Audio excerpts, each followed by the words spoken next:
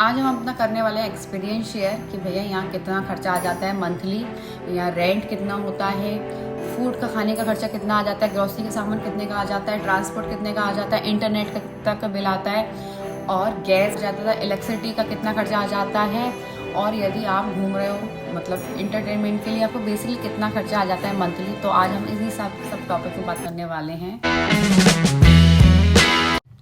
Hello friends, welcome back to my channel UK के live blogs. मैं हूं दिव्यानी गुप्ता और आई होप आप सब लोग सब सही होंगे। मैं एकदम यहाँ सही हूँ। तो आज हम अपना एक्सपीरियंस शेयर करने जा रहे हैं कि भैया बहुत सारे लोगों के क्वेश्चन आ रहे थे कि लंदन कितना महंगा है, मंथली कितना आपका खर्चा हो जाता है लंदन में यदि आप रहते हो, या लंदन के पास वाली जो सिटीज़ होती हैं, प्लेस होती हैं, वहाँ रहने में कितना डिफरेंस आता है लंदन में और डिफरेंट अदर सिटीज़ में, अदर प्लेसेस में। तो आज हम सारी डिस्कशन इसी ब्लॉग में करेंगे। यदि आप हमारी वीडियो अच्छी लगती है तो प्लीज़ इससे जाकर लाइक करें, शेयर करें, और जिस किसी ने सब्सक्राइब नहीं किया तो हमारा चैनल प्लीज़ सब्सक्राइब करना। स्टार्ट करते हैं बिना किसी ब्रेक के।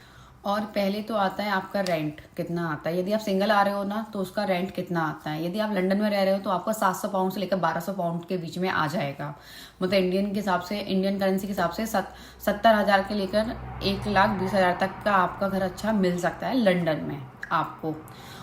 तो यदि आपको ग्रोसरी, अब आती है फ्रूट की और ग्रोसरी की बारी, तो भैया आपको खाने मतलब लंदन में आपको रहना है तो कम से कम 300-400 पाउंड, मतलब 300 से लेकर 400 पाउंड तक आपका खर्चा आ सकता है, जिसमें आपका पूरा ग्रोसरी का सामान भी आ सकता है। और आपको यदि खाना पीने में आपका 300 से 400 पाउंड में आराम से हो जाएगा, मतलब 30-40 हज़ार में इंडियन करेंसी के हिसाब से बहुत अच्छी तरीके से हो जाएगा। और अब आती है ट्रांसपोर्ट की बारी। ट्रांसपोर्ट की बारी, यदि आप बस से ट्रैवल करते हो तो इतना खर्चा नहीं आएगा आपका, मतलब 100 से 150 पाउंड में 200 पाउंड तक आपका आराम से निपट जाएगा, 10-20 हज़ार रुपये में आराम से हो जाएगा। बट आप ट्रेन से ट्रैवल करते हो और आप मंथली में यहाँ मतलब घूमने जाते हो तो काफ़ी मतलब हो सकता है 500-600 पाउंड भी आ जाए। तो ऐसा नहीं है। यदि आप मतलब लंदन में ही रहते हो, थोड़ा ट्रांसपोर्ट यूज़ करते हो तो आपको ज़्यादा कॉस्ट नहीं आएगा।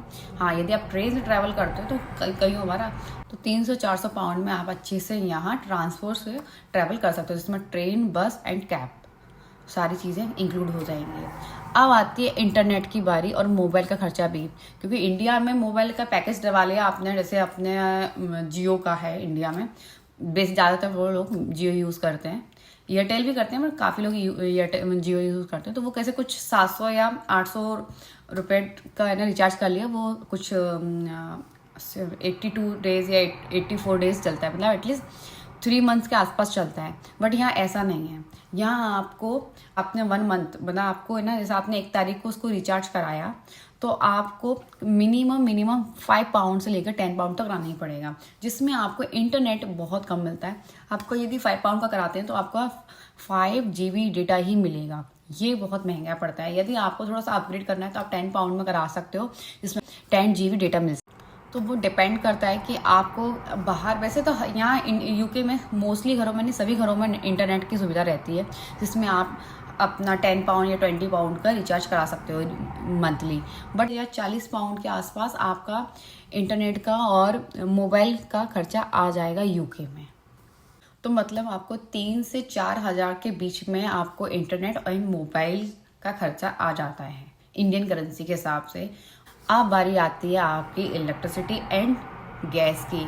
तो यहाँ गैस की, इलेक्ट्रिसिटी एंड वाटर, तीनों को अलग अलग चार्ज देना पड़ता है। जैसे कि डिपेंड करता है, सर्दियों में काफ़ी आप हीटर यूज़ करते हो यदि आप फैमिली के साथ हो, और फिर भी आपका मान के चलो 100 से 200 पाउंड आराम से आ जाता है।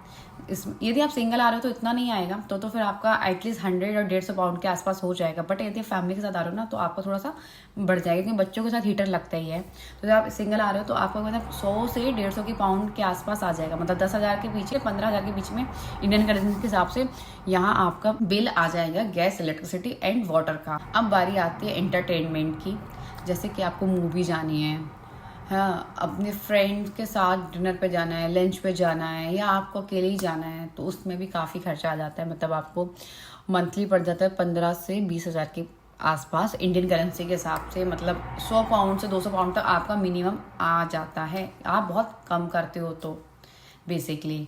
अब टोटल खर्चा मिनिमम आपको यदि लंदन में रहना है ना, तो आपका है ना 1200 पाउंड से लेकर 2000 पाउंड तक आ सकता है। 1,20,000 के स्टार्टिंग से लेकर 2 लाख तक आपका मंथली खर्चा आ सकता है। बट अब इससे कंपैरिजन किया जाए अदर सिटीज़ का, तो अदर सिटीज़ में इतना ज़्यादा कॉस्ट नहीं आता, क्योंकि आपको वहाँ रूम जो घर है वो आपको 1000 पाउंड के आसपास आराम से मिल सकते हैं, मतलब 1 लाख के आसपास मिल सकते हैं, वो भी अच्छे। और हमारी वीडियो आपको अच्छी लगी हो तो प्लीज़ इसे लाइक करें, शेयर करें, सब्सक्राइब करें अवर चैनल ऑल्सो। और भी आप क्वेश्चन पूछो, हम उस चीज़ के आंसर देंगे कि